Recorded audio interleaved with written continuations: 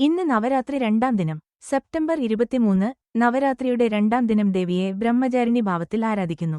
ഇച്ഛാശക്തി, ജ്ഞാനശക്തി, ക്രിയാശക്തി എന്നീ മൂന്ന് ശക്തികളുടെ പ്രതീകമായ ദേവിയുടെ ഭാവങ്ങളിൽ രണ്ടാമത്തേതാണ് ബ്രഹ്മചാരിണി.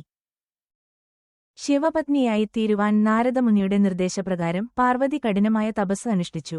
പരമേശ്വരനെ പ്രസാദിപ്പിക്കാൻ പാർവതി കൈയിൽ ജപമാലയും കമണ്ഡലും എടുത്ത് ദീർഘകാലം തപസ്സു നടത്തി. അവളുടെ പ്രേമത്തിലും ഭക്തിയിലും സന്തുഷ്ടനായ ശിവൻ ബ്രഹ്മചാരിണിയുടെ സ്നേഹം സ്വീകരിക്കുകയും ആ തപസ്സിന്റെ ഫലമായി അവൾക്ക് ബ്രഹ്മചാരിണി എന്ന നാമം ലഭിച്ചു. ദേവിക്ക് ഏറ്റവും പ്രിയപ്പെട്ടത് മുല്ലപ്പൂവാണ്. അതുകൊണ്ട് മുല്ലപ്പൂമാല സമർപ്പിച്ച് ആരാധിക്കുന്നത് അത്യുത്തമമായ പൂജാവിധിയാണ്. ബ്രഹ്മചാരിണിയുടെ ഭാവത്തിൽ ദേവിയെ പ്രാർത്ഥിക്കേണ്ട മാർഗം: ദദാന, കരപദ്മാഭ്യാംശമാല, കമണ്ഡലു, ദേവി പ്രസീദതു മയി ബ്രഹ്മചാരിണ്യനുത്തമ. ഇത് 11 തവണ ജപിക്കുക. ഇന്ന് ചൊല്ലേണ്ട ബ്രഹ്മചാരിണീദേവി സ്തുതി: യാ ദേവി സർവഭൂതേഷു മാ ബ്രഹ്മചാരിണീ രൂപേണ സംസ്ഥിത, നമസ്തസ്യൈ നമസ്തസ്യൈ നമസ്തസ്യൈ നമോ നമഃ. ഇത് 11 തവണ ജപിക്കുക.